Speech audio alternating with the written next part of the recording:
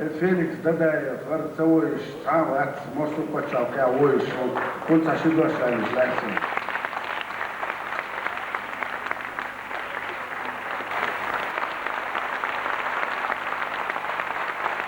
Ассаламу алейкум, война! Ассаламу алейкум, братья! В Коране, в великом Коране сказано: шакал шакалу шакал, человек человеку брат.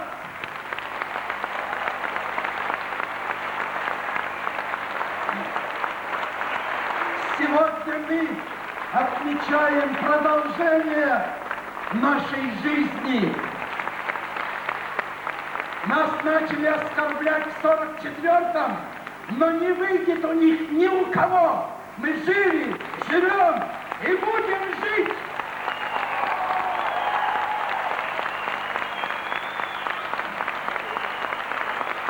Чтобы язык отсох у того ишака, который сказал слово «лица кавказской национальности».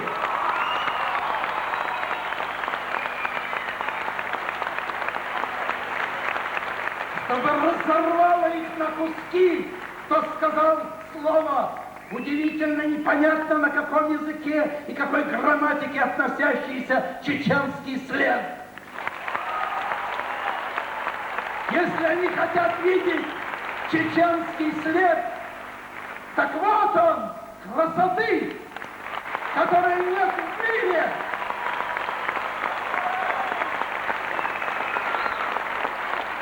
А их след от саперных лопаток по сей день носят дети Грузии на своей груди. Я боюсь, чтобы у меня не было здесь третьего инфаркта. Но радость меня переполняет, когда я вижу и дышу этой прекрасной нашей кавказской температурой.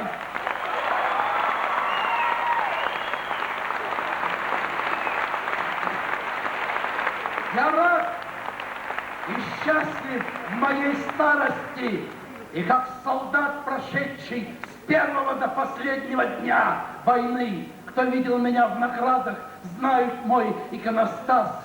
И именем солдата, именем ушедших тех, кто молчит, сказав свое слово, сегодня на этом юбилее я прочту басню, которая переведена на всех языках, и все диаспоры носили в кармане. Она была написана в 96-м, но я хочу, чтобы она звучала и сегодня. Шакал решил поймать орла, не зная мудрости орлиной. Защита у орлов скала, а у шакала страх низины. И вот расхвастался шакал, что в 2 часа орла накроет. Имея разум ишака, в войнах бомбит и в злости воет, не может победить орла вся шакалиная порода. И только гнев царит в горах орлина гордого народа.